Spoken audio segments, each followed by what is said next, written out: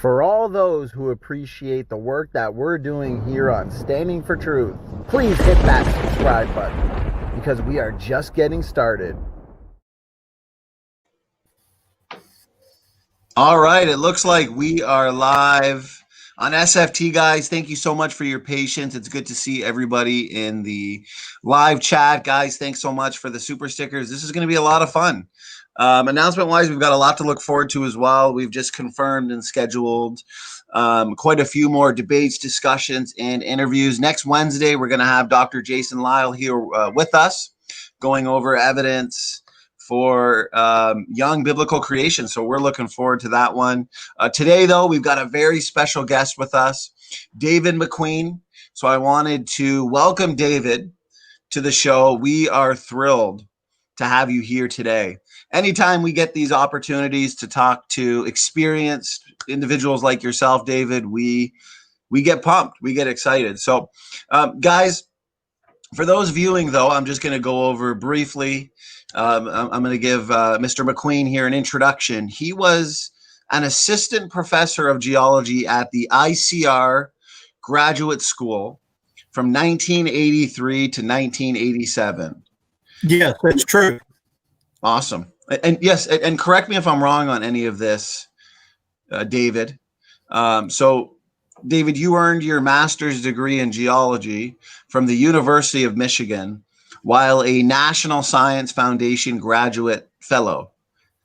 You have a BA in geology and an MS in geology. You also taught at university level at Virginia State University in petroleum geology. And during the 1981 to 1982 school year, before you were fired for participation on the side of creation during the Arkansas creation versus evolution trial.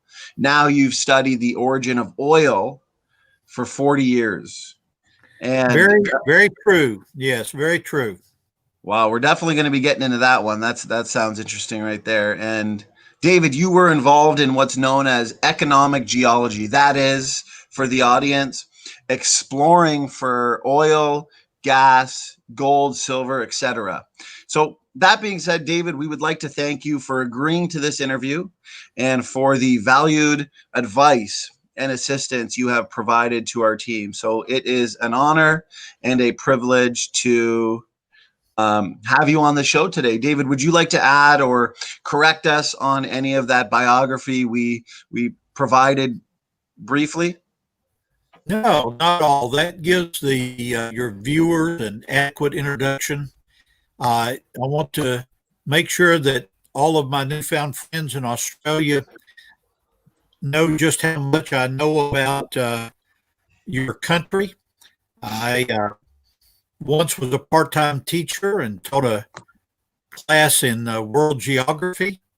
And so I appreciate islands like Tasmania, cities like Darwin and so forth. And some of my creation science friends here in America are from Australia in their youth. Ken Ham and Andrew Snelling would be names that Standing for Truth, I guess, recognizes. Thank you, David. Thank you, David. Yeah, that's awesome. Definitely. Now, I must admit, and I think many of us would, including in the chat, we've never really heard the term economic geology. David, can you expand on your wide experience in this field of geology? Yeah, and many people in your audience have probably seen geographic specials, or they have seen some sort of movie where a geologist is portrayed as someone looking for diamonds or someone looking for gold deposits. Certainly, there are numerous movies that have been out in the last 5 years that talk about the exploration for crude oil and disasters associated with them.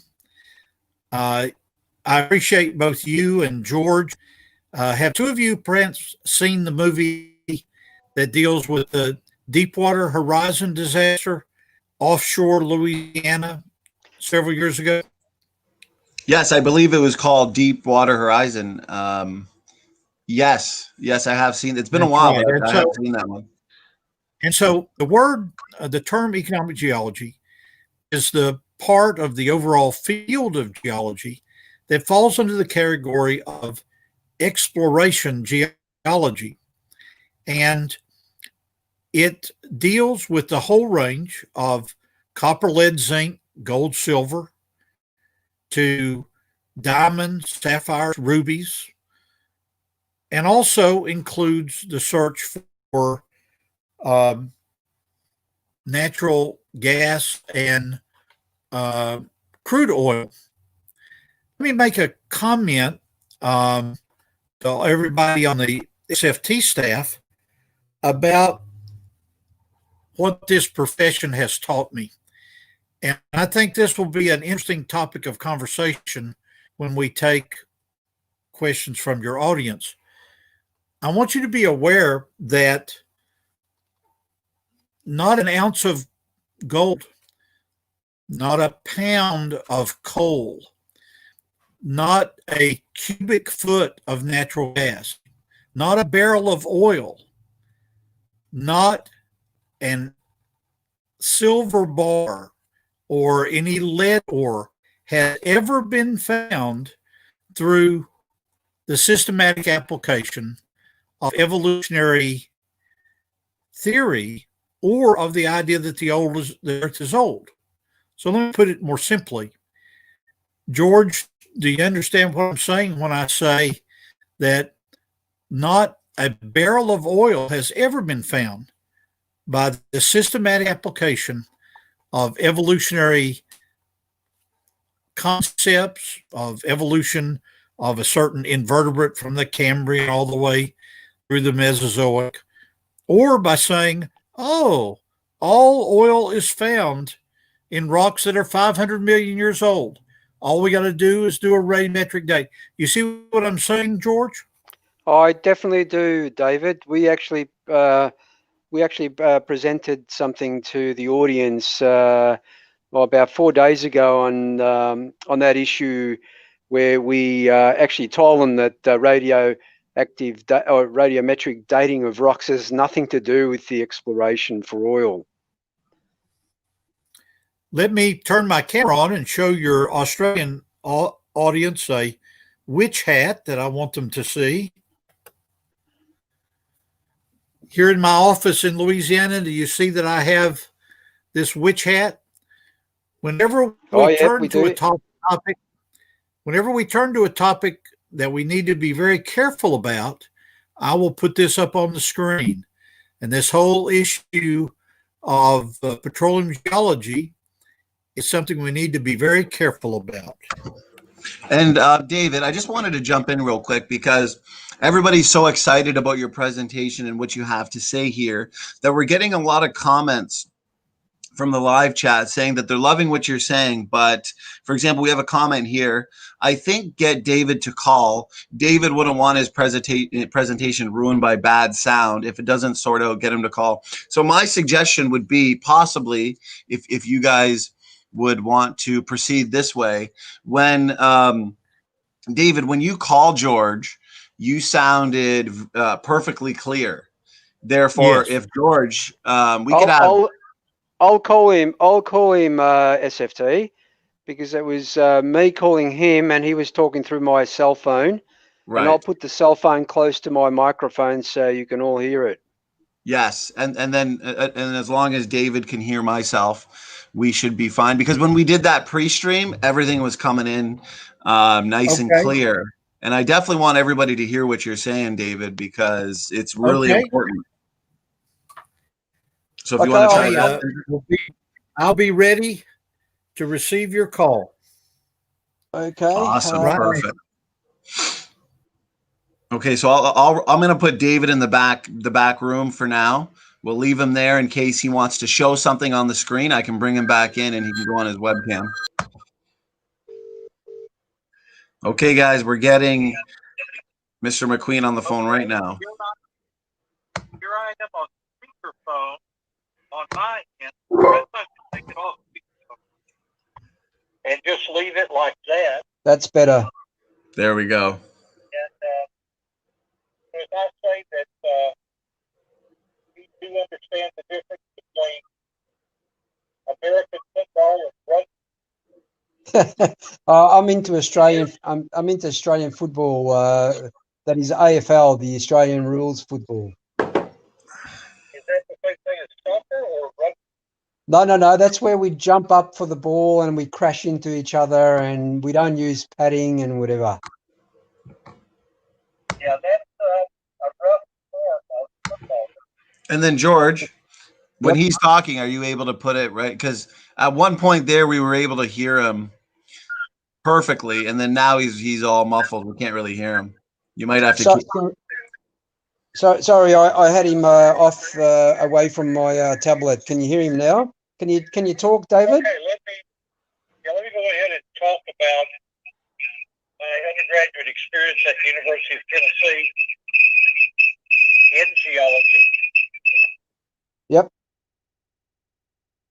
Now, should I mute my mic on StreamYard? Yes, because I think there's a bit of feedback. Okay, is that better now with the StreamYard muted? No, SFT, do you want to mute yourself? Try again, David. I was at the University of Tennessee from 1972 through 1974.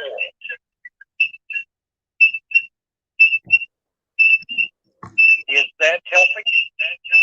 No, there's something in the back that it's sort of kind of a whistling sound. Yeah, I'm trying to mute myself to avoid it. It might just be best to have him in the StreamYards, because I think All right, let's go back to the original. I think even though he might be a bit broken up, I can still understand him. I think people can understand him. Yeah, guys in the audience, we're just going to deal with the StreamYard. It's the best we can do with Mr. McQueen's location. But for the most part, it's a little choppy, breaks in here and there, but we can hear what's being said. We can get we understand what what's being said from Mr. McQueen. So we'll deal with what we got, and it'll probably improve as long as George and I, we'll make sure we're muted while David's talking, and it'll be fine. It'll go good. So if I guess we can just continue where we left off. I'll go ahead and speak a bit about my economic geology experience at the University of Michigan. Yep. I entered Michigan in 1975 with the permission of the National Science Foundation here in America to pursue a PhD. As the years went on, it became clear to my professors that I was a Darwin doubter. And so when the time came for me to be admitted to the University of Michigan PhD program, I was denied. Does that surprise you, George? No, I've heard similar stories from other people. For some reason, creationists are earmarked as not being scientific. You'll find this interesting, I think, your audience. I was denied entry into the PhD program because I had focused for 2 years on doing all my coursework. And so my professors wrote me a letter and said that I had not demonstrated research competence. The next year, I published my master's thesis that dealt with a topic regarding the mineral stibnite, which is antimony sulfide. It was published in the European journal Tectonophysics. Many of your audience may know the publisher called Elsevier. Do you think I may have demonstrated my research competence there, standing for truth?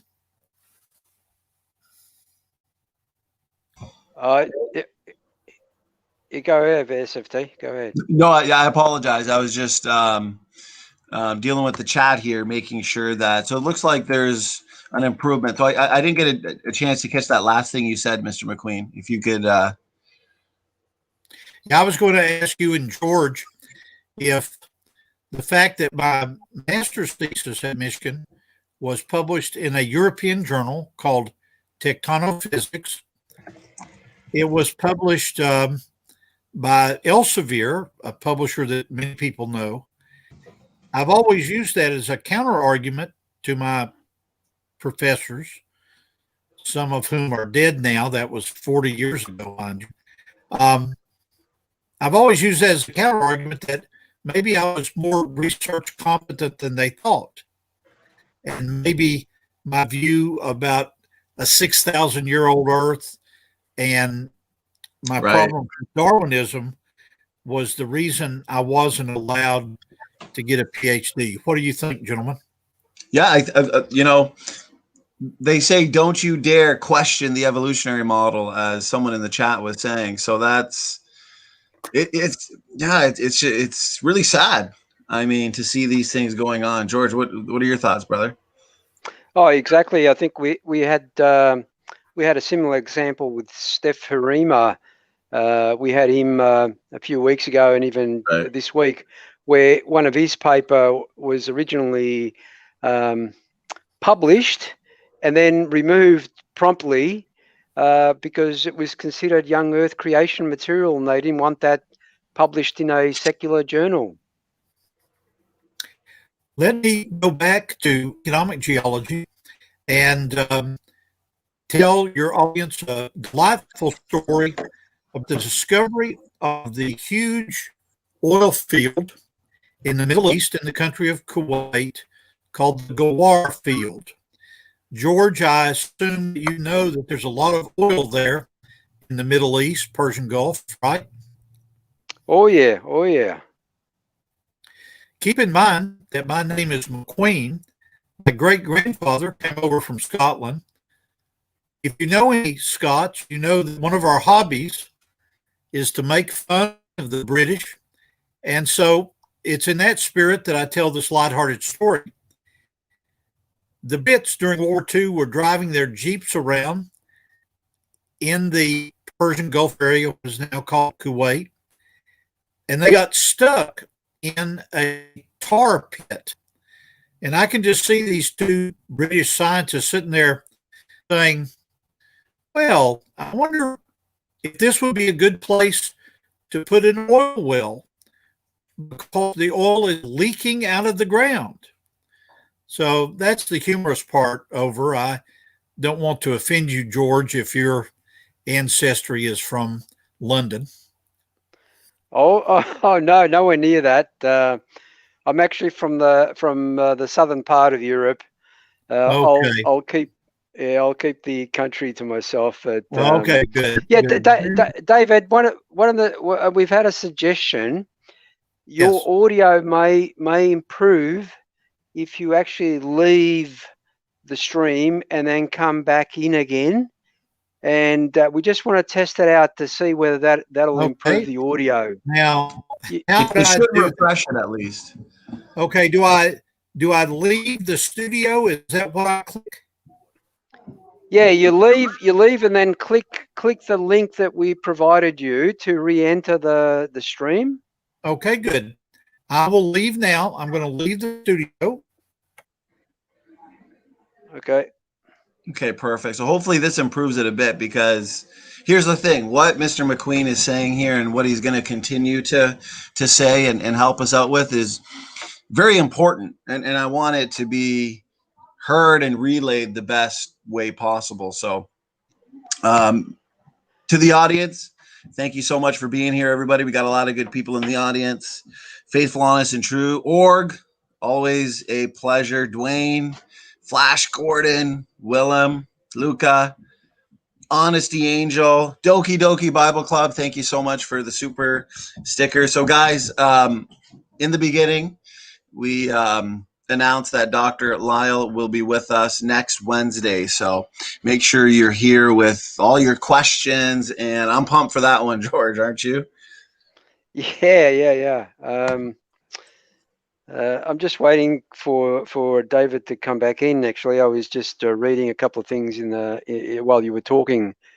Some of the chats. I noticed we've got Oga you mentioned, and Willem. Willem had a fair bit to say about our oil exploration video. Yeah, we've gotten a lot of good feedback on the oil exploration video, and it was one of our critics who mentioned basin modeling.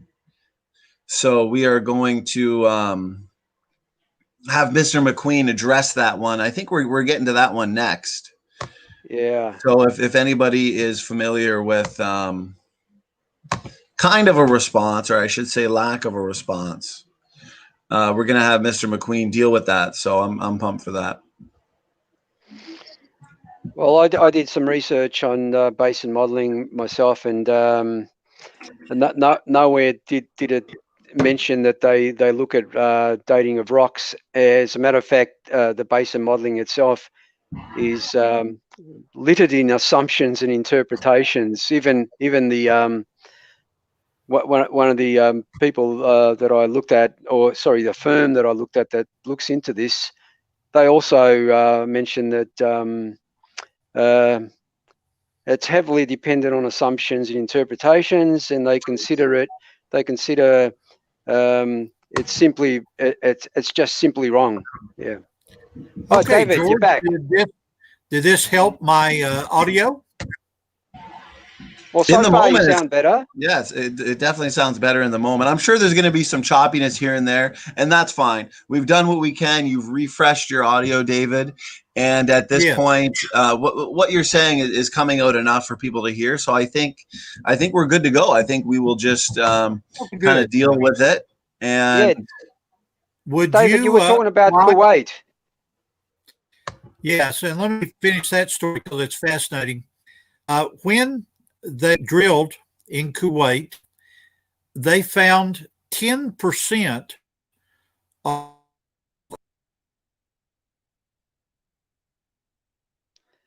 Can you come closer to the mic, David?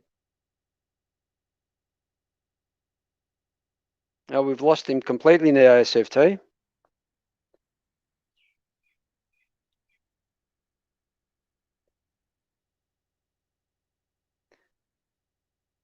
Oh. What kind of internet do you guys have over there? It's shocking. I've got him right here. Okay, here I am again. Can you hear me? We can now, yep. I lost my internet connection here in Louisiana. StreamYard sent me a tip. They said that if I hardwired my laptop into my Wi-Fi device, I might have a more stable connection next time. I'm not prepared to do that today. No, fair enough. Just continue on with what we're doing. Okay. What part of my Kuwait story did you hear? Not that much actually. You pretty much the sound cut off as you started to give us some details of your experience. Let me go ahead. Okay, good. So when the British Petroleum drilled the Gawar field, they found that the porosity, which means the permeability and porosity, means the amount of crude oil that flowed up the pipe. And George, many of you may have an engineering background, so you'll understand what I'm saying, that when you checked the flow of the oil, it was as if it was being pumped from an underground storage tank. Isn't that amazing? Yeah. Well, that shows you how much pressure it's under. And so there was 10% of the world's oil right there. I have looked at the chemistry of the oil of these supergiant fields, and when you look at the chemistry, you find that one of the compounds that's found as a trace, along with the crude oil and the natural gas, is called a porphyrin. May I explain to the group, George, what a porphyrin is? Oh yeah, just briefly. I'm sure they'll. I actually introduced them to that in our last stream on oil exploration, so I wouldn't spend too much time on it. Okay, the idea is that the chemical compound porphyrin is a tetrapyrrole compound that's related to chlorophyll and hemoglobin. Well, the evolutionary community since World War II has always thought, oh, chlorophyll. We must have the source or the source rocks for crude oil be predominantly decayed plant material and maybe invertebrates and so forth. But what I've discovered is that by being a young earth creationist, I can open up new areas for petroleum exploration and the understanding of the origin of petroleum. I say it in a joking way because I understand Australians have a sense of humor. You're actually pumping Noah's cousin into your tank there in Darwin and in Tasmania and so forth. Yeah, David, the audience is actually international. It's not just Australia. We have an international audience. We've got people here from Britain, from Canada, from America. So I'm from Australia, but the audience is certainly not Australian per se. They're international. Well, that's good. I'll apologize to those British friends of mine for coming down so hard on British petroleum. I'm sure they won't mind.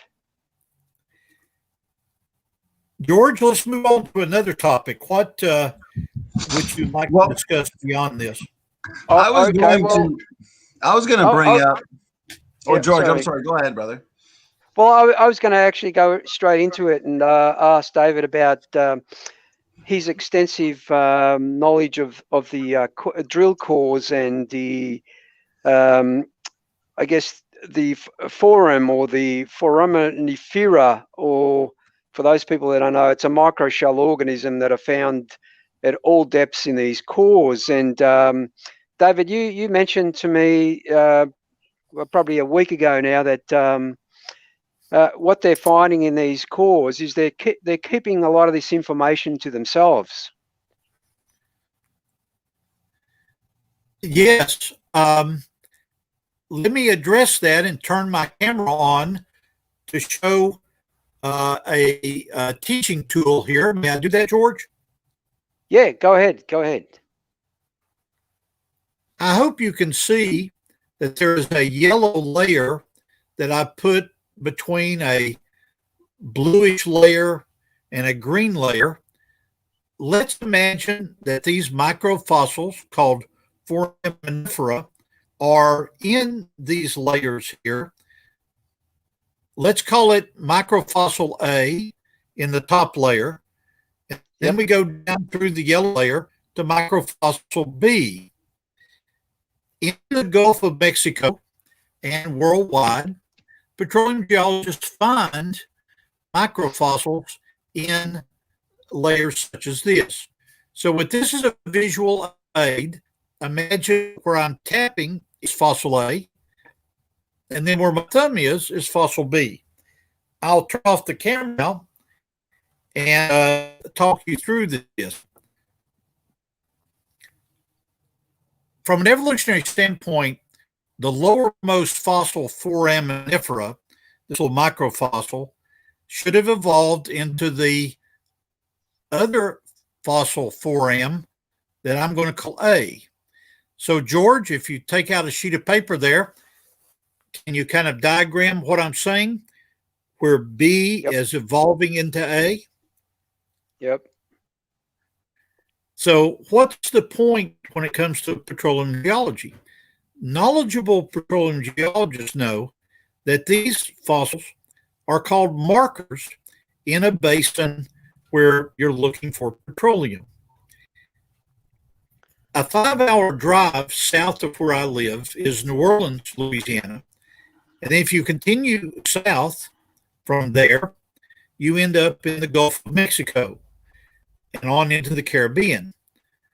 Very rich deposits of oil have been known for a very long time, probably not long after Mr. Drake discovered oil in 1859 in Pennsylvania. You'll recall that that's the same year as the publication of Origin of Species, 1859. So for all of these decades, it's been known that there are rich petroleum deposits offshore Gulf of Mexico.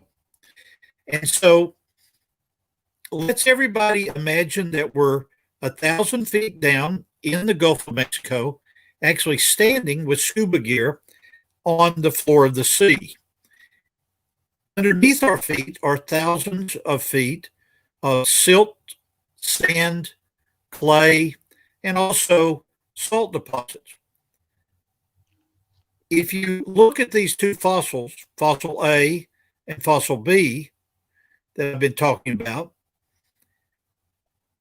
in the Gulf of Mexico, associated with fossil A is almost never found any crude oil. But if you drill down to fossil B, you generally find crude oil. Let me turn my camera on and use a pencil to illustrate this. I'm going to remove my sedimentary layers here and take the yellow sheet out. And then I'm going to grab a pencil as an illustration of drilling down through this oil well or through this sediment. So we are standing here on the floor of the ocean, move it out of my way here, and we're drilling down. So we know that when we get to this layer, we ordinarily find no crude oil at all. But if we go down to fossil B here, we often find crude oil. One of my professors at the University of Tennessee talked about what these microfossils meant. Now, keep in mind, he was a Yale graduate and enemy, actually. He hated creationism, hated flood geology, and yet he said these fossils, fossil A and fossil B, might as well be a nail or a screw scattered throughout these layers as for what they would mean from evolutionary science. Do you see, George, that there is a pragmatic side of this? That if you look at this sandstone hill here, illustrated by this layer, you almost never find crude oil there, but you do find fossil A. Underneath it, you almost always find crude oil associated with fossil B. And so what makes common sense? You would drill down throughout the Gulf of Mexico, all across that area, looking for fossil B. Do you see that there's a pragmatic side of this? It has nothing to do with evolution, has nothing to do with the actual ages of these sedimentary units. Oh, I can see where you're going.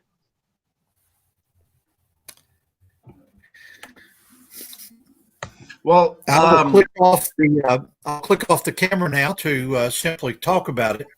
So what's the summary here? The summary is this. In my experience in teaching petroleum geology and looking at the whole issue of the search and exploration for petroleum geology, not a barrel of oil, not a cubic foot of natural gas has ever been found by the systematic application of evolutionary theory.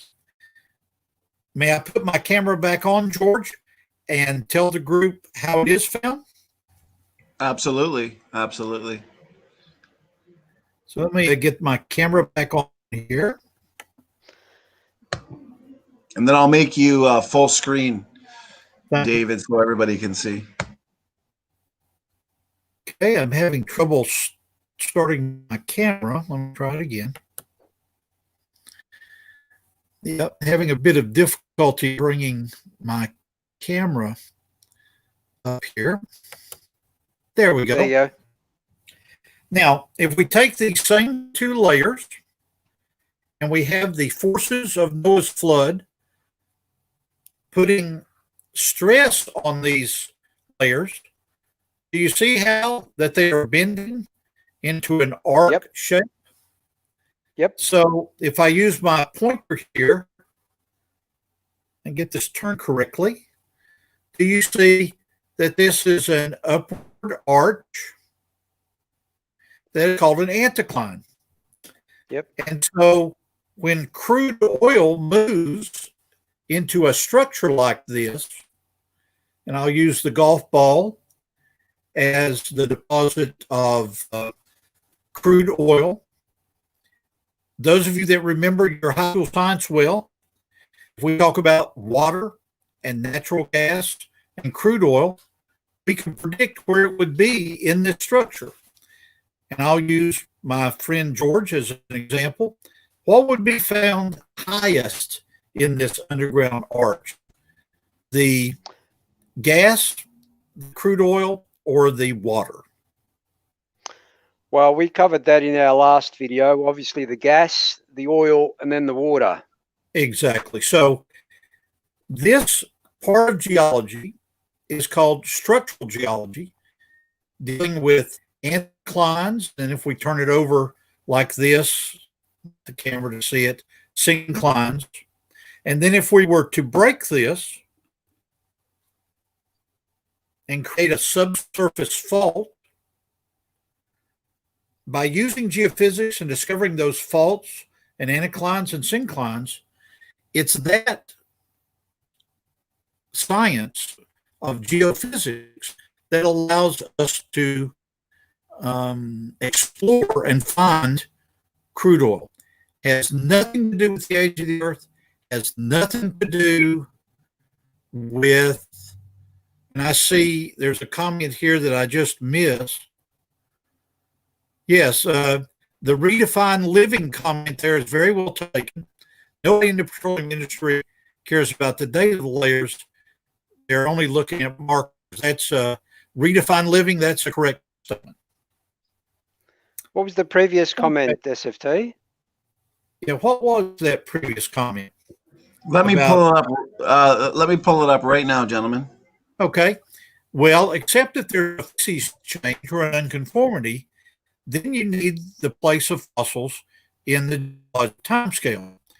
Well, this looks like a Dutch name to me, Willem van Bloem. Maybe I'm wrong. Could be South African or something. But at any rate, let's talk about that. I'll keep the camera on, and I'll use my Play-Doh to explain what you mean, what is meant by this. The word facies in sedimentary geology, I use these two colors. Let's say that we're going across offshore Nigeria, the sea, and as we look at it geologically, try to make this a little bit more clear here.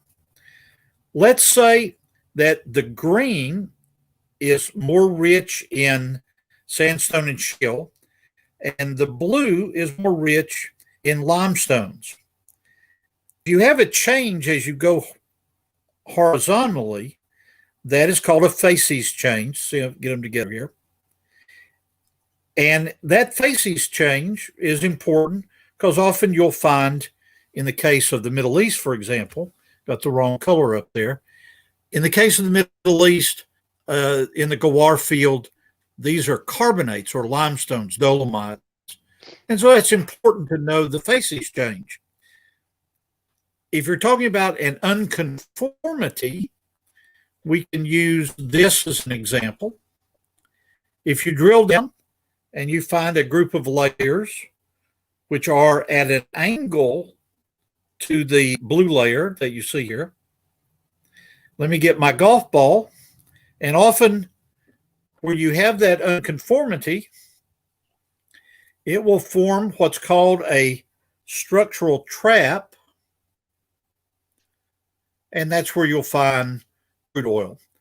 I would argue that von Blum, the poor pronunciation, I'm sorry, that he might be wrong in saying that you need a fossil signature there to be able to tell it. Now, were we in the Grand Canyon and take away the crude oil, I have in the mid 80s hiked the canyon 5 times and looked at what's called the Great Unconformity, where the blue rocks here are the Tapete sandstone, and the green rocks are Creation Week rocks or granite and schist and so forth. Where you find that great unconformity, you find what's called an angular unconformity. And let me get another one of my teaching tools. Here's a piece of granite from South Texas. Let me get a cloth here and wet this so you'll see it a bit better. As I move it in front of the camera here, can you see the, George, you'll help me out here, can you see the orange and the white and the black? Yes. Yes. Okay, Yeah, this has been cut on a rock saw, but this is a granite. I got to be careful not to drop this thing on my laptop. So this is a granite, and in the Grand Canyon, you find this at the base of the canyon, and then it will be at an angle. I guess I can use this cut side here as an angle, and then on top of that will be the sedimentary rocks of the Grand Canyon, what Timothy Cleary would call the Stalk and Timpano series. The other vocabulary based on fossils and the vocabulary used by creationists. A lot of people don't understand that Cambrian and Ordovician, those words that are associated with 500 million years or 400 million years, those words were actually coined by creationists. I don't know, George, if you want to walk down that path or not. No, I don't think we need to, because there's a few other things we want to cover. In particular, David, I was interested to read that you actually were one of the witnesses or presenters in a pre-trial testimony at the Kansas. I'm not sure if I'm pronouncing that correct. At a trial, which Bill Clinton was involved in. Maybe you can tell the audience a bit about how you were involved in that. That's quite an interesting story. The state in America, there is Kansas, but there's also Arkansas. So the two words.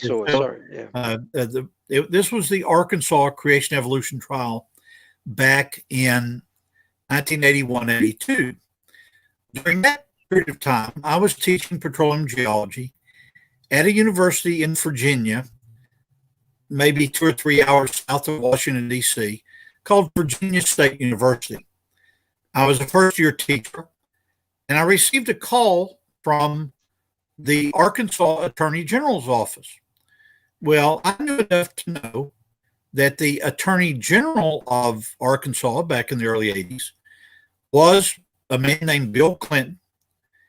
He intended to run for governor of Arkansas, and as many of your viewers will know, he was the president of the United States eventually. Well, at any rate, when I first came in contact with him, it was during his time as the Attorney General of the state of Arkansas. He knew how controversial the creation evolution debate was in the early 80s in American public schools. So he didn't want to touch it. So what he did is he hired a number of deputy assistant attorney generals, attorneys general, I guess you would call it. And these men contacted us as witnesses. Because at this point, I was in my 30s, I was on the B team. Senior scientists like Dr. Bob Gentry, Dwayne Gish, and many other people that presented arguments for creationism, for the creationist viewpoint, they were on the A team. And I hope, George, you understand my use of A team versus B team in this context.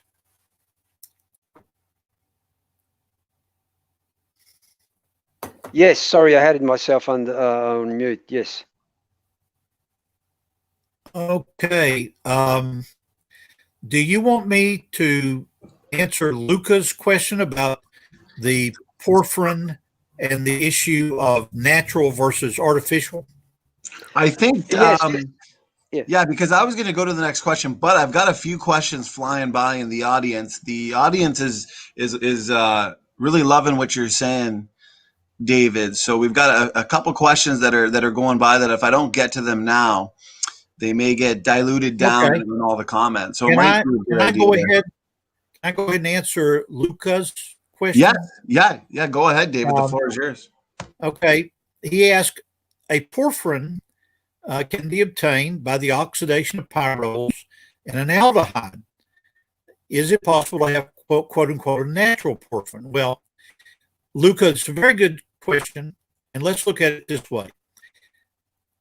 If you go back to your chemistry book and look up chlorophyll and look up hemoglobin, if you take out, let's use hemoglobin as an example, if you take out the iron from that tetrapyrrole structure and then you bury it very rapidly, the tetrapyrrole structure, the porphyrin, remains intact, but the iron in the geologic setting is often replaced by chromium or vanadium. I have used this for 30 years now as an argument for the rapid deposition of the source rocks for crude oil, so that you have the breakdown product of chlorophyll from vegetative matter. You've got blood in a numerous examples of invertebrates and vertebrates.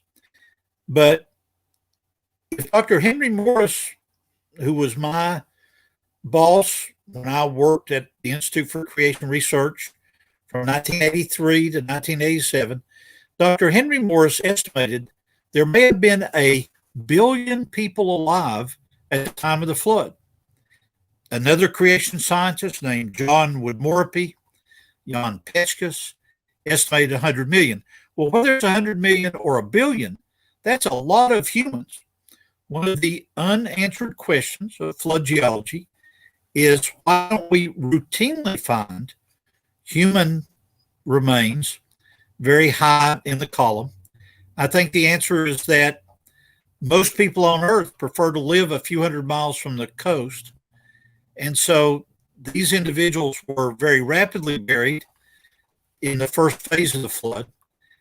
And it is the breakdown product of their blood and the blood of other mammals and the chlorophyll that goes to make the source rock for crude oil. So that's what I would mean by the word natural. Let's go on to another question. David, I think it's a good time. It's a good time to bring that container of oil that you mentioned, since we're talking about porphyrins. Okay, let me get it from my office here, and then I'll turn the camera back on and tell the story about it. I have kept this sequestered in my office for several years. Let me bring the camera back up and show the group this and my research idea. Here is a mason jar, and here is crude oil in it. Now, what's of interest about this to me, is that only 3 humans have touched this oil. I have 2 friends that are brothers that actually drilled it and collected the crude oil from several thousand feet here in Louisiana. And then they gave it to me, so I have touched it. What I intend to do is seek a grant to submit a sample of this oil for DNA analysis. Wow. Wouldn't it be interesting if there were actually 4 human DNA samples or 5 contained in this crude oil? We could easily eliminate the 3 of us that are alive and touched it. But what if we could find human DNA as a soft tissue, so to speak, in crude oil? Wouldn't that be interesting? We might be able to actually find some of these pre-flood humans. Interesting idea, isn't it? Yes. Well, you mentioned porphyrins formed from chlorophyll and blood. So if it is blood, then maybe they can find some DNA. Yes, sir. That's really interesting. That's amazing right there. And that would be a very strong critique, I hope you see, of the evolutionary criticism that creation scientists never come up with anything new. They view it as an antique idea from Victorian England or something. Do you see my argument? You can come up with new research ideas. From an evolutionary standpoint, you'd never dream that you would find human DNA in crude oil. Right. Well, that's exactly what happened with the dinosaur soft tissue. They certainly weren't expecting to find that when they actually found it. I saw a question flash, George, about a whale and catastrophic burial. Could you repeat that for me? What can bury a whale or a dinosaur instantly other than a catastrophe? And this Bible Club question here is a point well taken. It must be a global catastrophic flood. Thank you for that question. As you mentioned, David, it needs to be buried quickly to ensure that the oxygen doesn't destroy those porphyrins. Exactly, and this is a argument that I have been pursuing for 30 years, that if you go to donate blood, when you give blood, as I have done in my life, they very quickly take the unit and refrigerate it. Why? Because the enemy of whole blood is oxygen. And so they don't want the blood to break down before it can be used as a transfusion rather. Can you see my argument, George, that porphyrin being there at all is an argument for rapid cutoff from oxidizing environment? Correct. As compared to the evolutionary assumption that it had to be buried probably slowly over millions of years by consecutive sandstone layers and shale, etc. Yes, it makes perfect sense. Okay, I'm reading another question here, George. Why do whales, seals, placoderms, and other dinosaurs rather, why do they not appear with modern fish in a fossilized marine Devonian environment? I can use my experience in the Southern Appalachian Mountains. There's the Devonian unit not far from where I went to school in Tennessee. That is called the Chattanooga Shale. And sure enough, you do indeed find some fish fossils there. If you go in other parts of Tennessee, you can find trilobites in a lower unit of red sandstone. And you know what's amazing? You can go all the way to the Grand Canyon, Nova Scotia, across to Europe, and you can find these same trilobites in a red volcanitic sandstone worldwide. Now, why would that be true? That is true because the flood buried ecology. So there were, just as there are today, ecological niches where you have a seafloor environment where trilobites would be. You have the ocean environment where the fishes swam. And then as you move onto terrestrial rocks, you have dinosaurs and mammals and so forth. Now, something I've been working on for years deals with the chemistry of the ocean of Noah's Day. And let's use an example. Most of us, even in kitchen chemistry, know that a lemon, if you squeeze it, is going to give you an acidic liquid. If you take baking soda, that's a basic solution. So changes in what are called pH during the year-long flood would be an important environmental issue.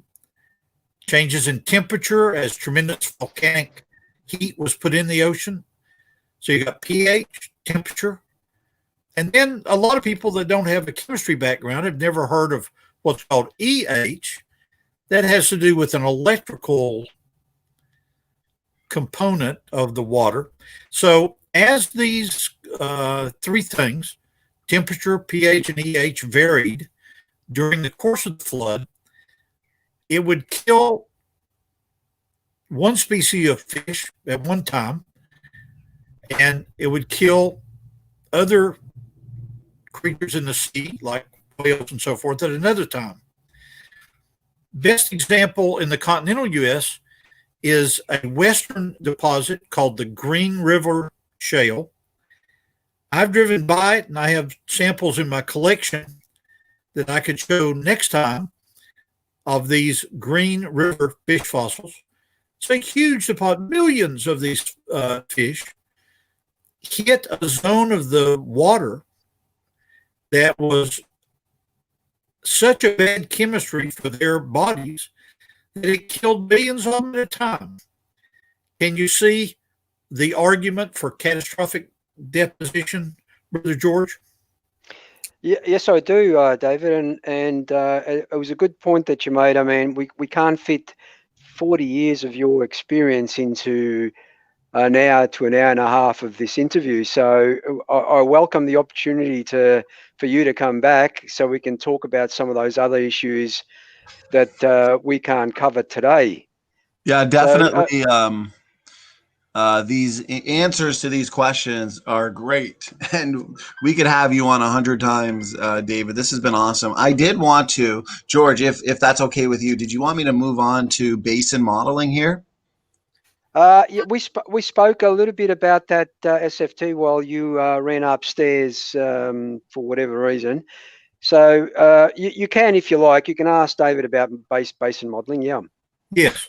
Yeah, because I was just going to point out, after our recent video on oil exploration, there were some critics that put forth the suggestion, David, that the dating of rocks is considered in what's known as basin modeling that you guys covered on a little bit earlier. What we have found from Serious Exploration Geochemistry, Inc. is the value of basin models used in petroleum exploration depends critically on assumptions.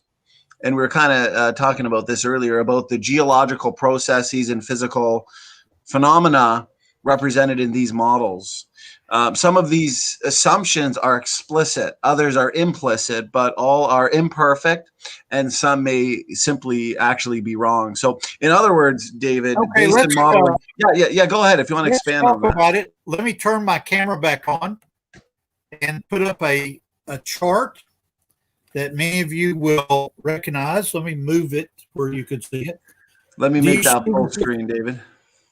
Do you see that this deals with plate tectonics?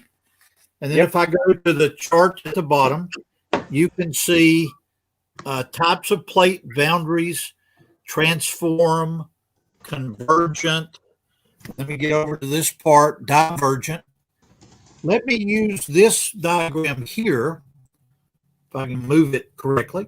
Let's use this convergent plate boundary where you have subduction in a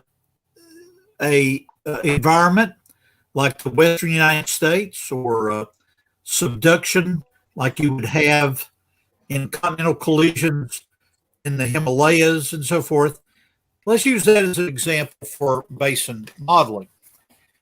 I can go ahead and turn my camera off since that seems to help us, and we can talk about it.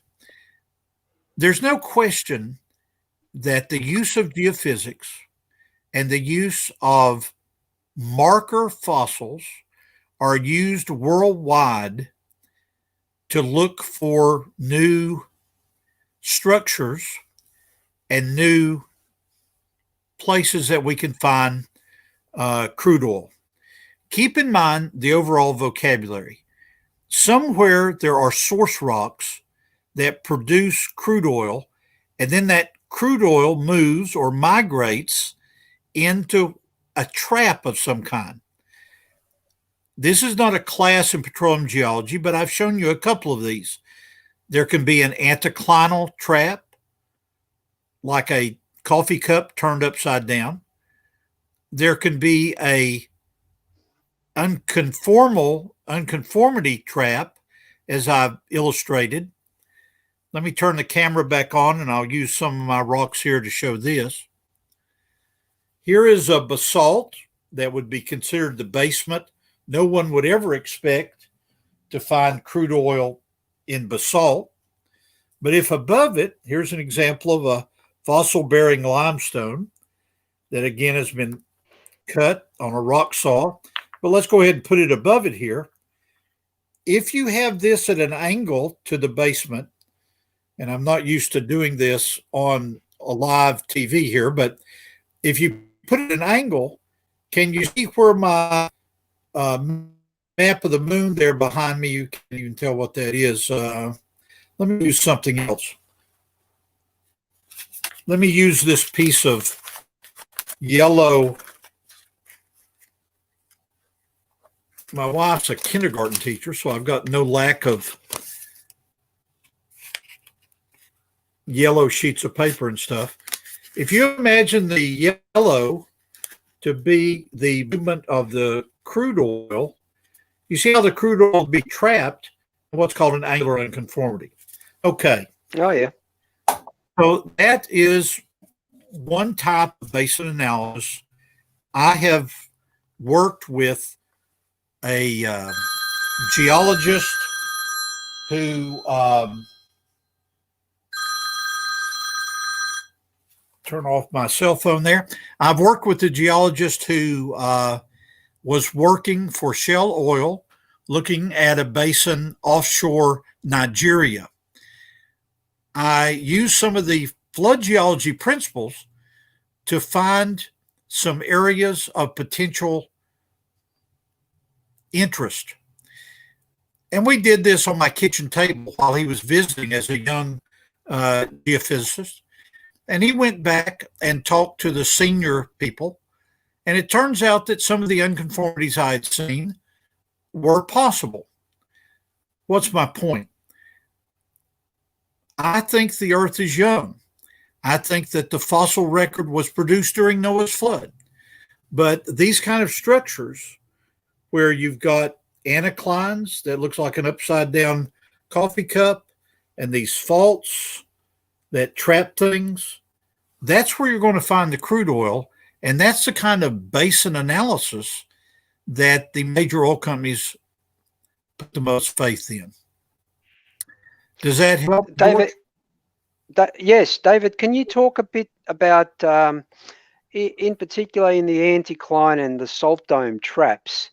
We find the cap layer, the shale, in most cases is bent, but it's bent without fracture. And I was trying to make the argument that that cap layer, that shale, would have been moist when it was bent, and it hardened over time to trap the oil. Some people have suggested that that could occur over millions of years through creep, that is constant temperature with horizontal movement. Do you want to talk a little bit about the behavior of shale in that situation? Let me turn my camera back on and use the Play-Doh here. Ironically, the rock mechanics of Play-Doh, a soft, modeling clay like this, it turns out the rock mechanics of this stuff is very similar to what we imagine the shear strength, the Young's modulus. Those of you with an engineering background will understand what I'm saying in talking about the geophysics of rock mechanics. Well, let's imagine that my white golf ball here, which is one that my great-grandfather used playing golf in Scotland. No, I'm playing with you. This golf ball here, let's imagine that to be a salt dome. It's called a diaper, and it's pushing up through this layer. And as the hydrothermal fluids, very similar to this water that I've got here, except it's hot and salty, it moves through this, and it produces right at the boundary a cap rock like we're describing, George. So let's go back to the piece of yellow paper and let that be the cap rock underneath all this.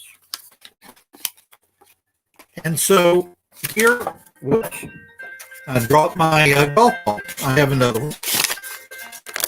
Let me tear this sheet of paper and get it down to a small size. There we go. So here you've got the yellow sheet of paper is the cap rock you're talking about. I dropped it on my computer that time. That's bad. But can you see what I'm driving at? The rock mechanics is such that if this were millions of years old, it would be hardened as hard as this granite here, and you couldn't deform it. So the fact that it can be deformed is an evidence for a young Earth. Do you see what I'm saying?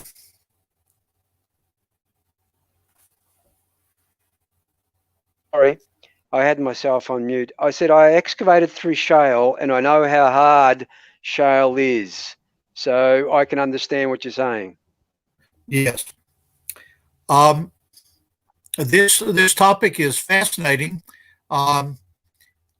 Is everyone that's watching Standing for Truth, are they seeing that picture of me standing in the snow? I certainly see it. Yeah. Oh, yeah, we can see it.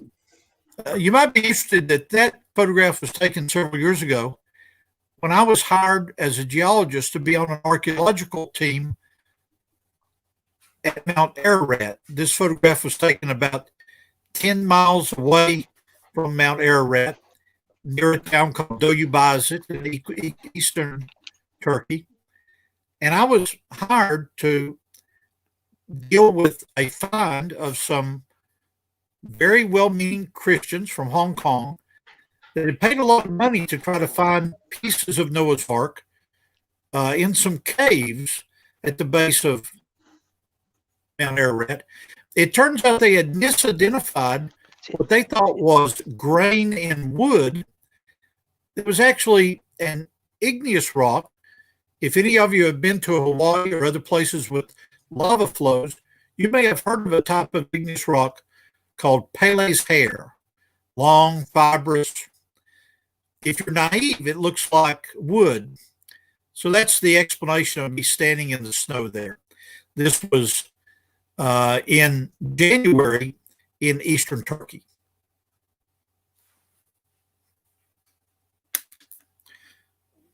You see what I'm saying, George?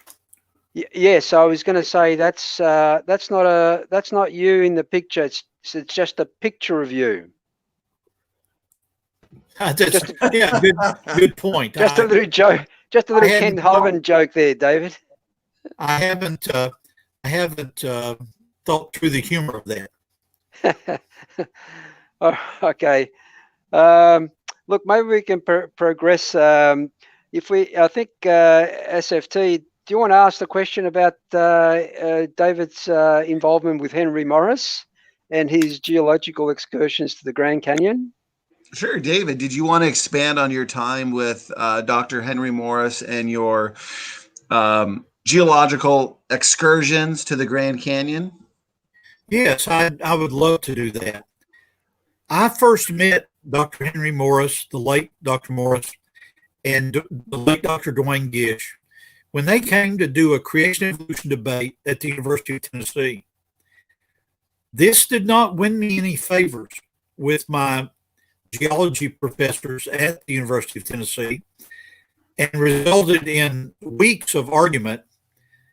But I got to meet these two gentlemen in the mid-1970s.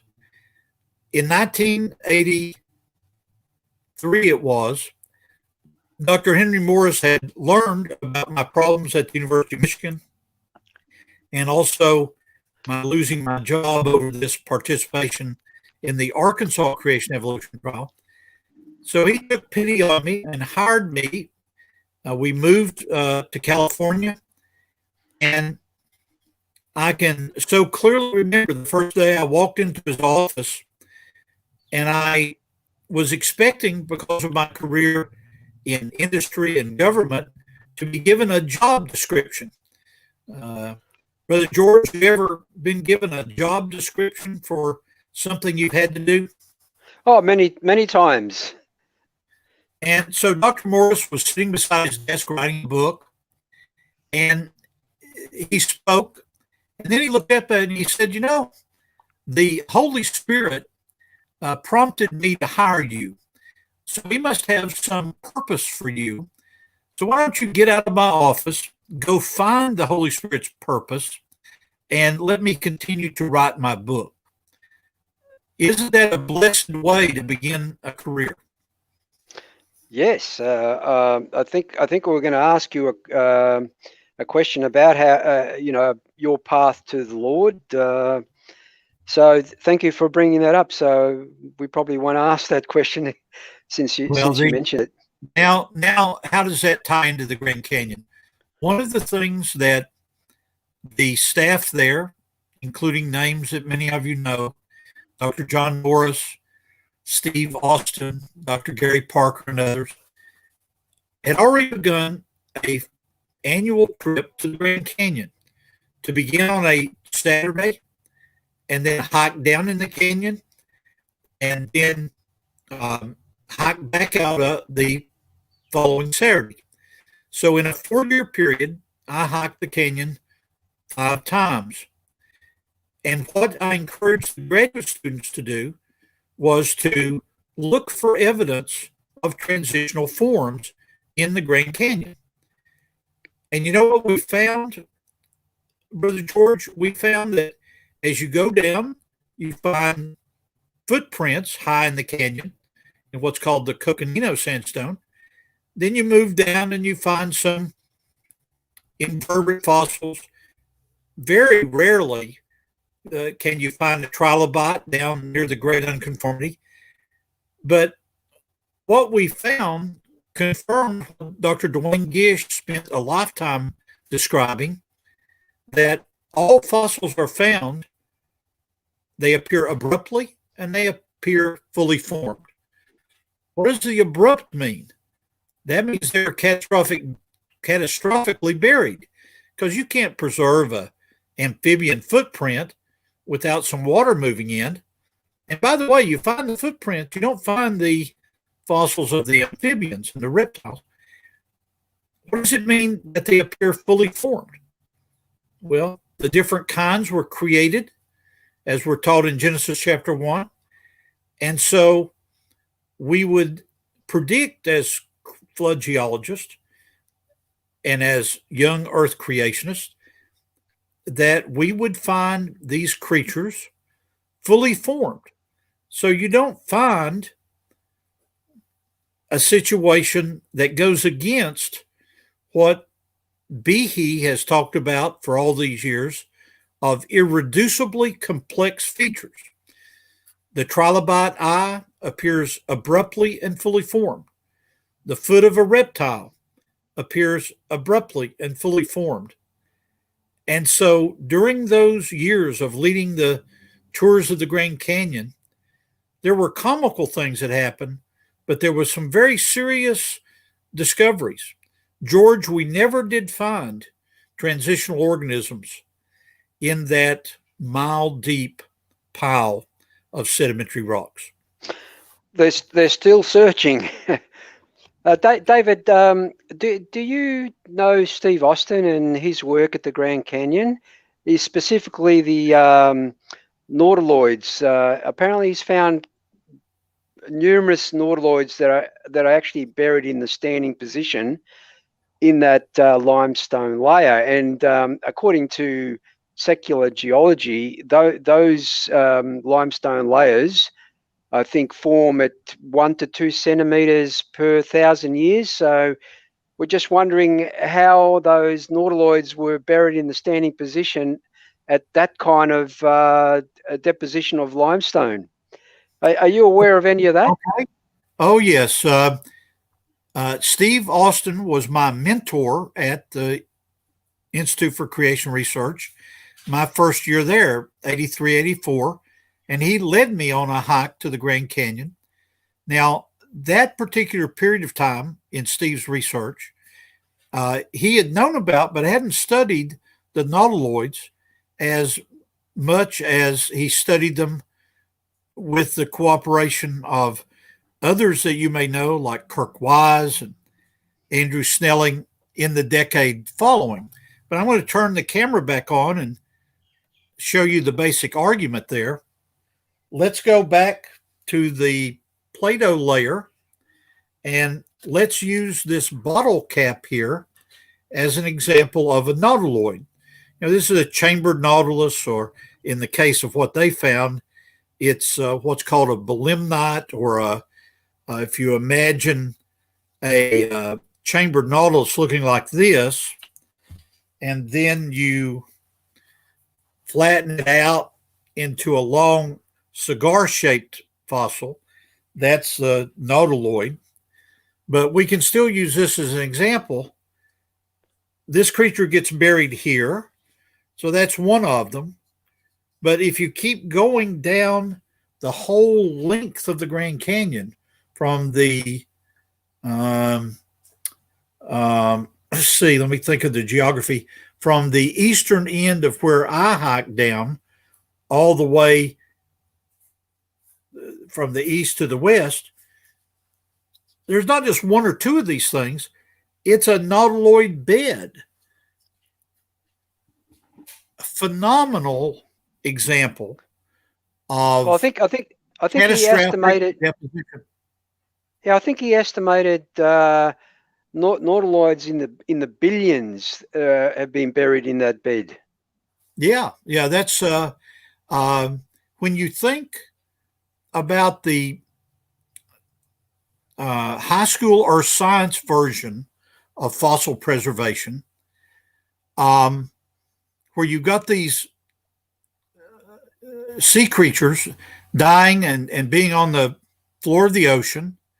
And then I see this question about fossils and crude oil. I'll come to that in a minute.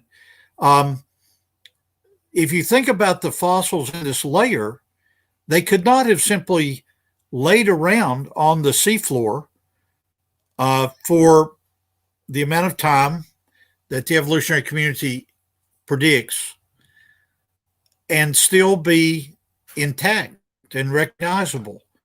The mere fact, George, that you brought up the issue that there may be a billion of these things, unbelievable. An example of rapid catastrophic burial. Well, David, there's actual video evidence of dead whales at the base of the ocean, where they're literally scavenged including the bones. I believe even the bones are actually eaten away by worms within 1 year or two. So yeah, it makes the nautiloids buried in a standing position even more impossible Yes. over millions of years. Yes. Yeah. The question that flashed up a moment ago about fossils that are brought up in oil wells. Let me go back to the camera and my pencil and explain how that works. So here is what is called the drill stem. And so up above my head is where it's coming down into the ocean floor. And then it's going to penetrate a layer like this. And it's going to go on down, and it's turning, and it's drilling, and it's going down. Around that drill stem is a fluid. It is as if it's going down into my bottle of water here, and there's fluid all around it. It's called drilling fluid. It's got the mineral barite in it, very heavy, that has some engineering issues. But at any rate, as that fluid circulates up, it brings with it debris, like this small bit of Play-Doh that I have in my hand here. And so as it brings up pieces of fossils, especially these microfossils, the forams or the foraminifera that we talked about. As it comes up to the deck of the oil rig, it is caught in a device called a shaker, and samples are collected there. Now, when I taught 40 years ago at Virginia State University, there was usually a geologist offshore with the oil rig, and the individual that was handling the mud and the shaker would wash these off, bring them to the geologist, and then he would identify, using the example I used earlier, oh, this is 4M-A, 4M-B. We're not low enough yet to find any petroleum. So they're used as markers. Okay. So, yes, fossil material is buried very deep. Now, let's keep in mind, going back to this issue of why we don't find human fossils, look at the diameter of my pencil here, and imagine that to be a 8-inch, 7-inch, 4-inch drill bit going down offshore Nigeria into the basin. What's the probability that it would actually hit and then grind up a human skull? If nobody up on the deck has ever been taught that there might be the possibility of finding pieces of human bone from 30,000 feet, they wouldn't be looking for it. They would just throw it away and consider it to be some weird contamination. Do you follow me, George, on that? Yes, I do. I think there was a similar situation with the Ashley phosphate beds where they found a human bone and they thought, this can't be right, and they threw it away. So, yeah, their evolutionary assumptions really blinded them to the fact that, hey, you could find human bones with dinosaur bones in the same layer. So, yeah, I can understand that very well. Those of you that are watching this presentation might want to look up one of my professional papers. Several of us went to Peru in 1997, where there had been the report of a human skull in the Eocene of Peru, near the Pacific Ocean on a peninsula called the Paracas Peninsula. If you Google my name in the Geological Society of America publication called Abstracts with Programs in 1997, you'll see a report that I gave about the search for this human skull which we did not find. Yeah, I was going to ask you about your time at Peru. I think you went there with who was it now? I forget. It was Don Patton and Dennis Swift. Oh, okay, yeah. And did you actually find any Ica stones and those dinosaur etchings on them, or? Oh yes, I in the years since I have purchased from Dennis Swift and others a replica of one of those stones, and when I come on again between now and Christmas, I'll have to show that to your audience.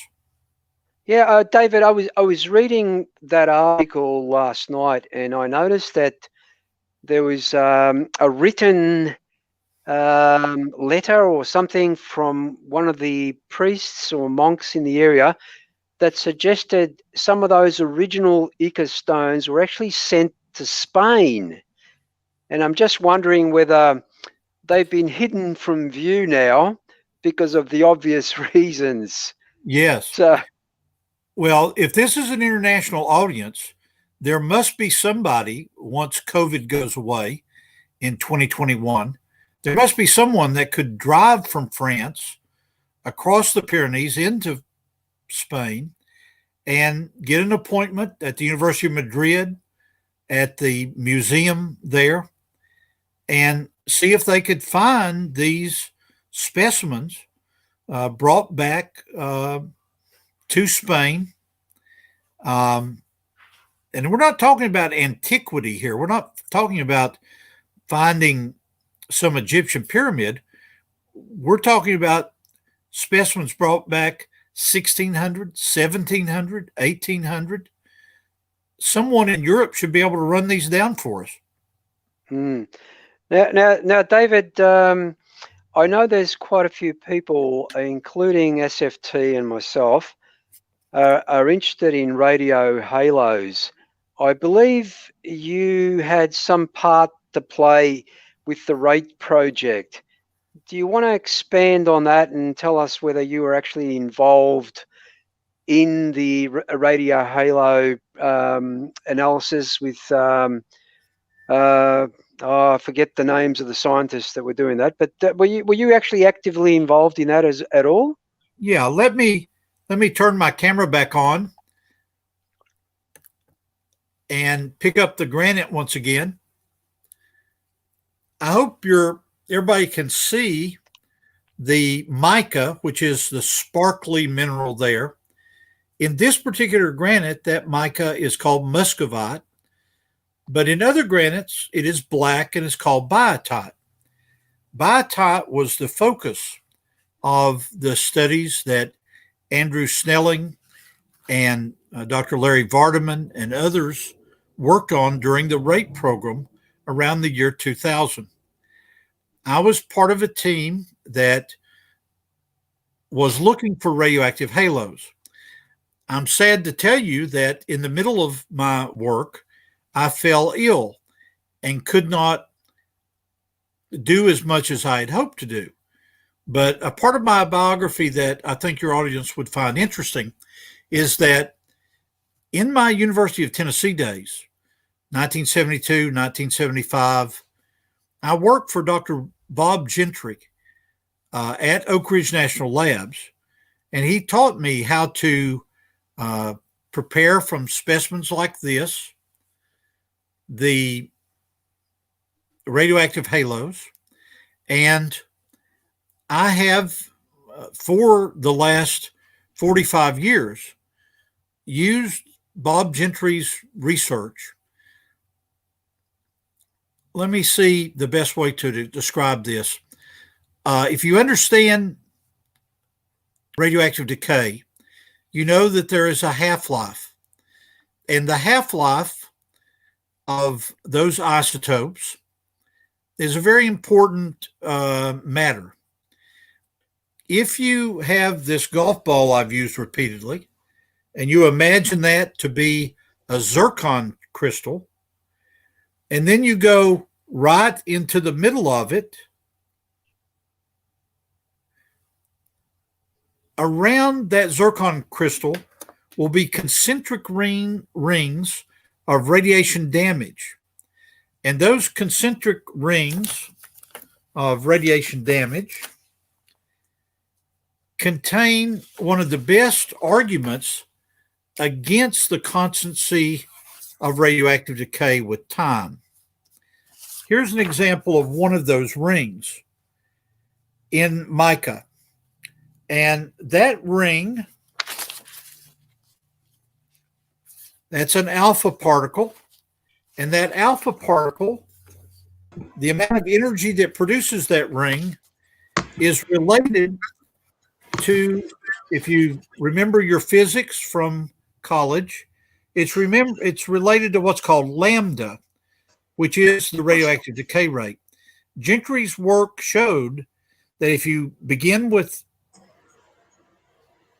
granites very low in the rock record, and you go up to other granites, and you look at these zircons and these rings, it turns out this, what is supposedly a constant, this lambda, is not constant at all. And so it's an evidence, very clear evidence, that the rate program showed that because the diameter of those rings vary, lambda varies, which means the radioactive decay rate has varied with time. And how can you use a radiometric clock where the clock doesn't tick at the same rate? You see the problem, George? I definitely do, but the evolutionists. Oh, go ahead, George. Yeah, that's okay. Go ahead. Just to let everybody know, the reason why you can't see SFT there is we found that David's audio improved when he left. So maybe we can have SFT not get involved in these things as often, and maybe all the audio will improve. That's a joke, SFT. Yeah. Are you kicking me off the team there, George? Before I come before the group again, I want to figure out a way to hardwire my laptop into my internet so that I don't have to rely on Wi-Fi. So we'll try to make it better next time.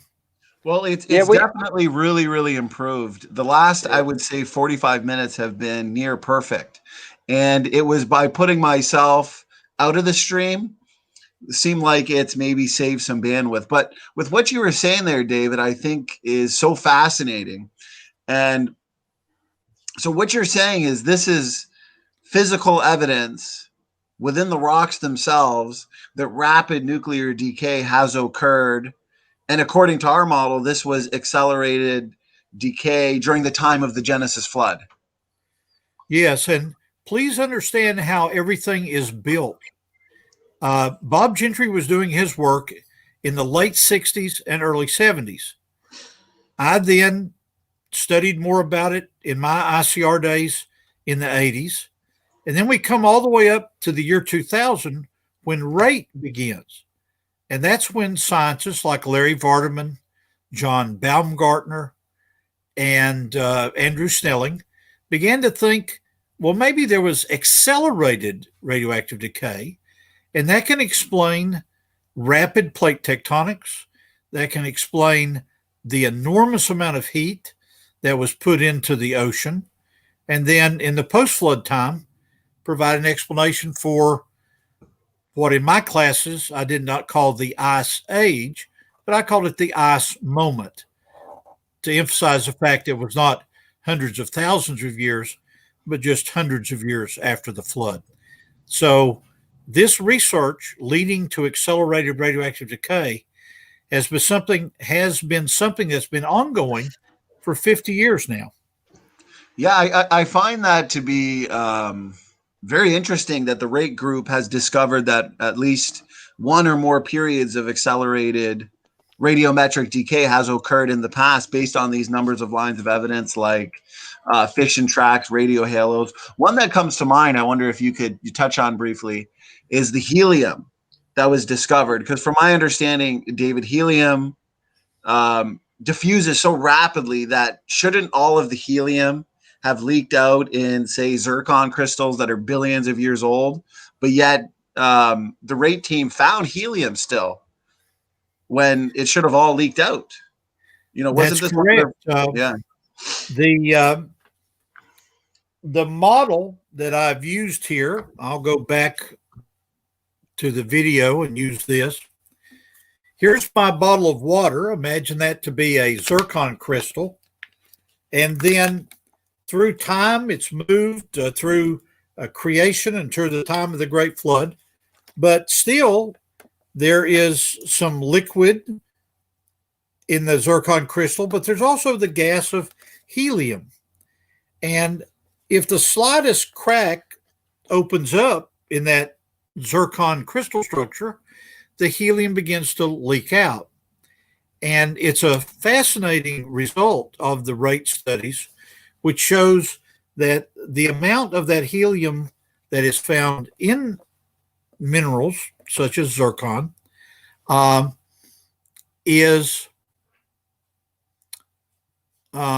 let's see, what would be the clearest way to say this simply? You would predict a certain amount of helium in these zircons if they were cooling in rocks that were 3 billion years old.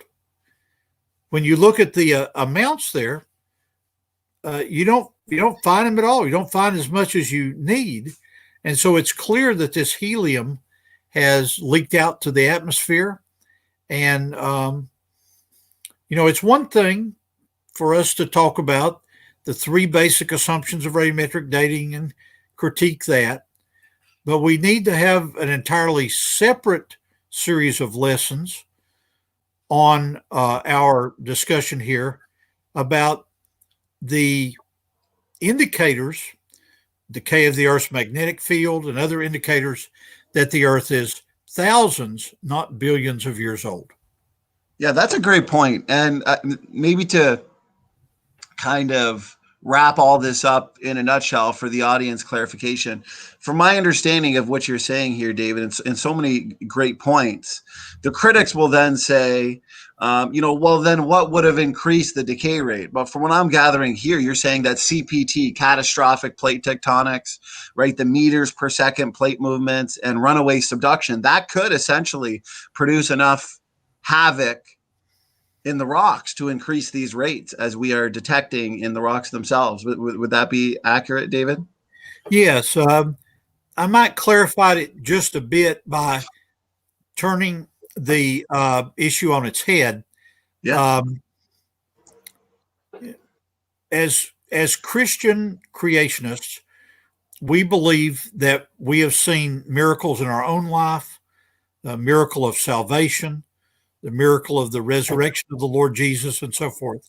So we don't go into geology believing that at each layer of the Grand Canyon, God exercised a miraculous issue. But there were times in creation and the flood. My former boss, Bob Gentry, liked to use the word singularity. There was a singularity in the past at creation and singularities during the flood that altered the radioactive decay rate. I would argue that led to catastrophic plate tectonics. You see the distinction there, SFT? Absolutely. Yes, that definitely makes a lot of sense. I was going to ask one last question on that, because so many good things you're saying there, and then we can move on. And I think George dropped out, so I'll wait for him to come back on. Jeremy Martin here sends a super chat, it's called. He says, "This was a great stream. Thanks, guys." So I think my last question on that, and then we'll move on. And you're right, we should do a separate series of lessons on that, because I could listen to you all day, David, and everybody's loving your stuff here. So well, that's kind of so a lot of critics then will say, okay, fine, accelerated nuclear decay has occurred and produced a lot of heat in the oceans and within the crust itself. But then they'll claim that now we have this enormous heat problem that would essentially result in the death of all the fish and fry the earth. Are we getting any closer to finding some probable answers to that so-called heat problem, David? Yeah, That the critics. Yeah, go ahead. Let me address that, but I'll preface it by a delightful story from my days at the Institute for Creation Research. Dr. Henry Morris, I was around him in the mid-'80s. He started talking about this in the mid-'50s when he was a professor at what in the old days was called VPI, now called Virginia Tech. And before he would send us out to debate and to talk to people, he would always say, now, gentlemen, remember, you work for the Institute for Creation Research, not the Institute for Creation Answers. And so as someone who's a grandfather of 9, I want to encourage the young people watching this that additional research needs to be done. We do not have the final answer about where all the human fossils are. We do not have the final answer about how to explain the enormous amount of heat that was put in to the ocean. Some would argue that there's so much heat, it would probably boil the ocean at certain points. Well, I don't know about that, but there is a very real problem. I think as a geologist that the circulation of the oceans as the one world continent from creation split up during the time of the Great Flood, the tectonic activity, that heat and the energy involved in that, you think about the thermodynamics, there may be a very elegant equation that someone in our circle here could write that would explain this. So we need to be involved in further research and not put ourselves in a position of working for the Institute for Creation Answers. It's interesting you say. It's interesting you say that, David, because when they pose questions like that and we don't have answers, they consider that as a gotcha question. However, when we say the same thing to them, they just merely say, well, we don't know, but we will find out one day because we know there was a naturalistic explanation. It's kind of like a double standard, don't you think? I agree. And see, the perfect example of that is dinosaur soft tissue, what Brian Thomas now wants us to call collagen, fossil collagen. The evolutionary community dismisses Dr. Schweitzer's work. They consider it trivial. They consider it a tiny mystery. Well, if you actually look at Dr. Schweitzer's comments and all the other comments about dinosaur soft tissue, this is not some tiny mystery of vertebrate paleontology. This is, as some of my buddies here in America say, this is a heap big problem. Well, they continue to find tissue in fossils. So it's not the exception, but the rule now. So that's a big problem for them to explain away. By the way, faithful, honest, and true, the comment there about cold packing is well taken. Yes, that's the Z-pinch experiments that have been done in the Ukraines, and I think they've been repeated by a number of other laboratories where they show by what they call Z-pinch, they actually create an adiabatic process where the actual heat is absorbed by the process rather than released. So that's one way we can explain the heat problem away. Well, I'd like to add, too, in a lot of debates that I've had, I've pointed out the fact that in the Bible we read about the breaking up of the fountains of the great deep. Well, what would that have involved? That would have involved supersonic steam jets, which would have taken up most of the heat into space. So point is, I think there are a number of plausible explanations for it. And yeah, there's no perfect answer, and we're still figuring things out. But as David was talking about, I mean, these massive lines of evidence that accelerated nuclear decay has occurred with the helium, the fission tracks, the radio halos. I mean, this is observable evidence directly in the rocks that this has occurred. So, it seems like they're just ignoring the evidence, right? And they want to go to another question that we can't answer. I'm sorry, go ahead. And gentlemen, as we get close to the end of our time here, I want to end this the way I have over the last 40 years, and that is, I am unapologetically a Christian, and my research in flood geology always needs to circle back to the Lord Jesus, because he's the creator of Genesis 1, the savior of the book of John, and the coming king of the book of Revelation. So everything we do needs to circle back to him. Now, why am I unapologetic? And that is because many of the leaders of science through the years, and I certainly don't put myself at the level of Isaac Newton or at the level of the Reverend Adam Sedgwick, who named the Cambrian as a pastor and a scientist and a catastrophist. So I don't put myself at that level. But if these men were unapologetic in Western civilization, as they talked about the relationship between the Bible and science, most people don't realize that someone like Isaac Newton wrote more books about the Bible and Bible interpretation than he ever did about apples falling from a tree. So I want to end our time here as far as my participation by being sure that the audience understands that everything circles back to Jesus. Amen.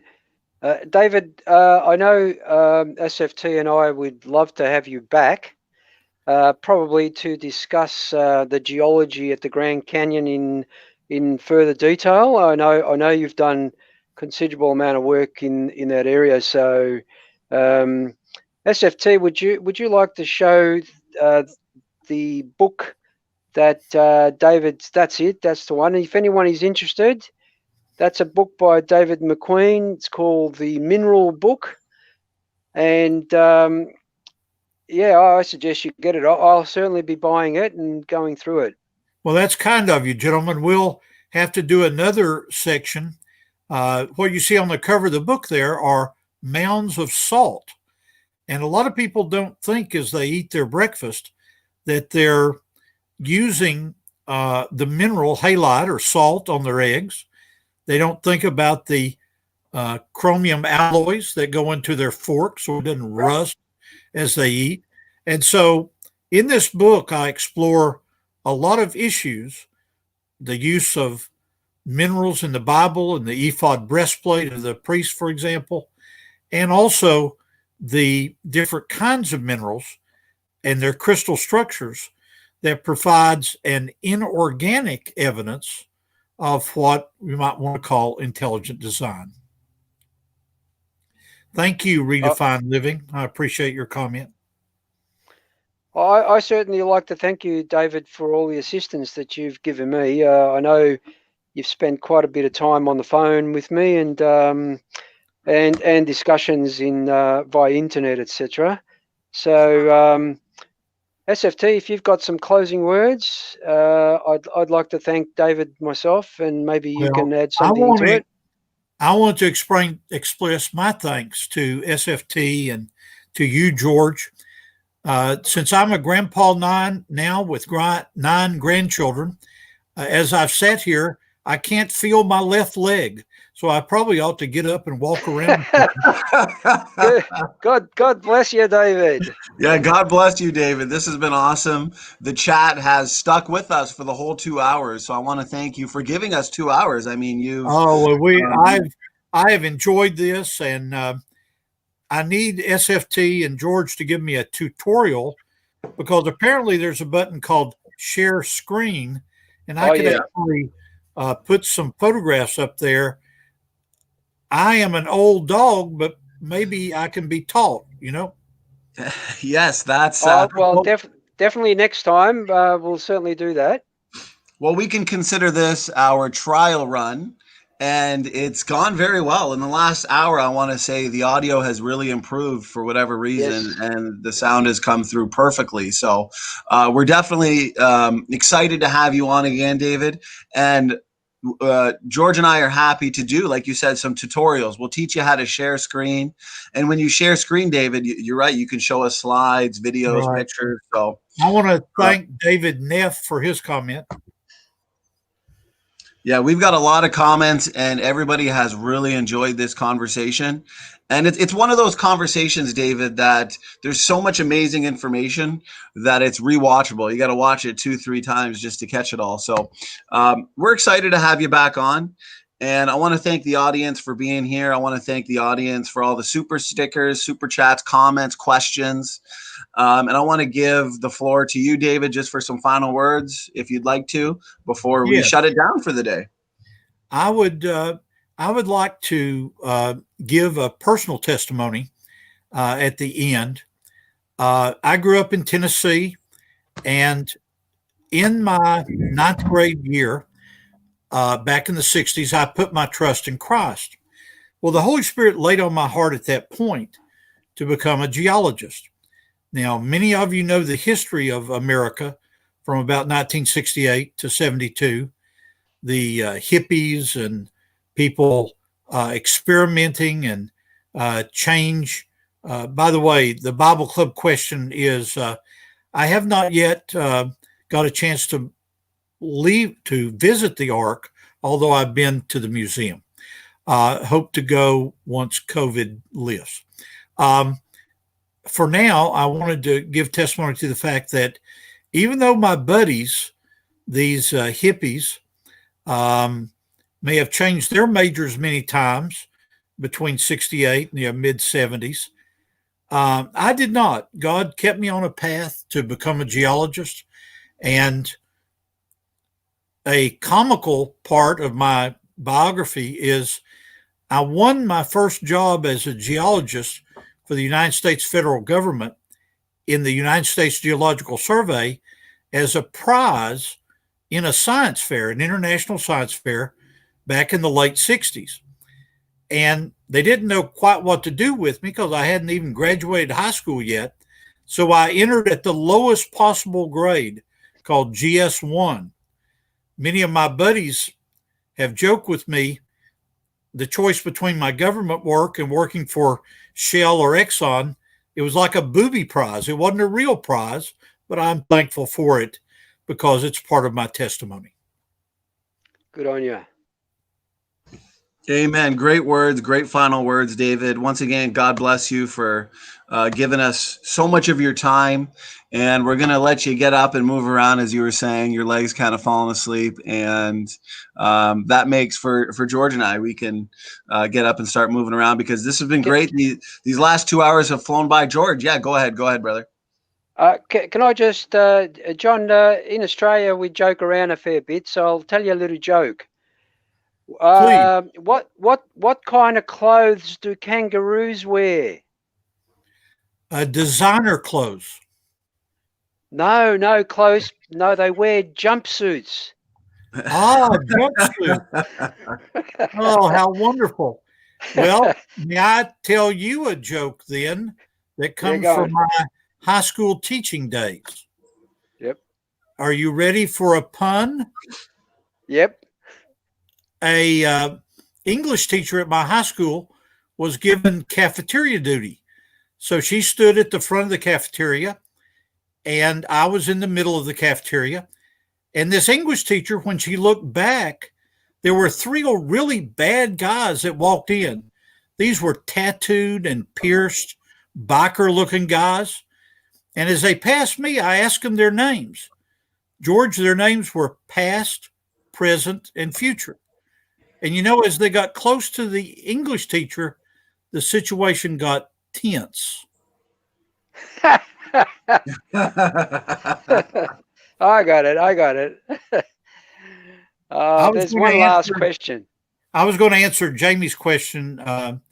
Bob Gentry and I met in the early 1970s at a creation science discussion group at the University of Tennessee. When he discovered my background in geology, he invited me to come in the evening and work part-time as his lab assistant at Oak Ridge National Labs. And I did that for 3 years. Oh, well. Awesome. Well, I'm going to say everybody really enjoyed this conversation. We got comments coming in saying, thank you, David. God bless everyone. Faithful says, I love David. Jeremy Martin says, David's the man. I agree. So that means I'm sure the next time you are on, David, comments, very kind. The next time you are on with us, David, I'm sure there's going to be a lot of questions from our faithful listeners. So once again, I want to thank our listeners for being here, and I hope everybody enjoyed. I know I did. George and David, thanks so much for giving us your time today. And beautiful final words there, David. I appreciate your time, and I think we're going to end it. I assume that I moved my cursor to leave studio. Is that correct? Oh, yep. That's right, David. That's right, David. Okay. So, may God bless you guys. Bye-bye. God bless you, David. All right, guys. Well, I hope you enjoyed. I know I did. Lots of good information there. Our last video with Steph was so well done, so much good information that the critics, Team Dodgeball, they had nothing to say about it. They had one rescue device regarding basin modeling, and I think it's pretty clear that David here today demolished that argument, rescue device, whatever you want to call it. And we got into the rate project, all the numbers of lines of evidence that suggest accelerated decay has occurred in the past at the time of the flood, which is exactly what the critics want to scoff at and say doesn't exist. So I had a great time. George, what were your thoughts, brother? I agreed. I know from speaking to David on a few occasions, you really only have to ask him one question and he can talk for hours. Yeah. Oh, yeah. He's got a ton of information just stored up there ready to present to us. So, everybody enjoyed. I hope everybody enjoyed as much as us, I have to say. I may be going live tonight. We'll see. But remember, we've got Dr. Jason Lyle next week. And then we've also got Dr. John McKay, geologist. He's coming on, well, now less than 2 weeks, week and a half. Isn't that right, George? Yeah, about 10 days, I think, something like that. Dessel says duck, dip, dive, dodge, and dip. No. Dodge, duck, dip, dive, and dodge. But that's good too, Dusty. And Dessel, he's been a blessing. He's a good man.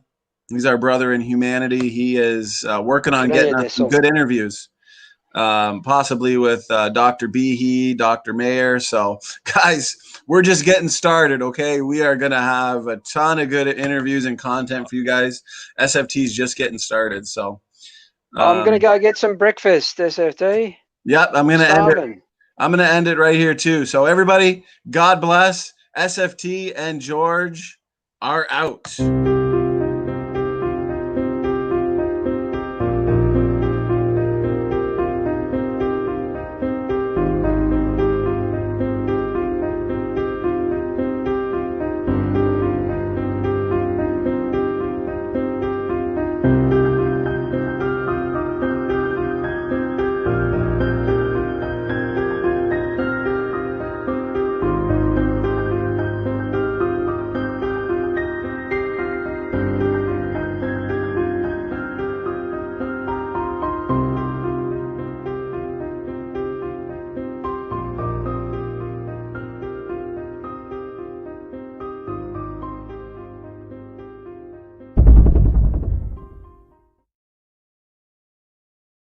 For all those who appreciate the work that we're doing here on Standing for Truth, please hit that subscribe button because we are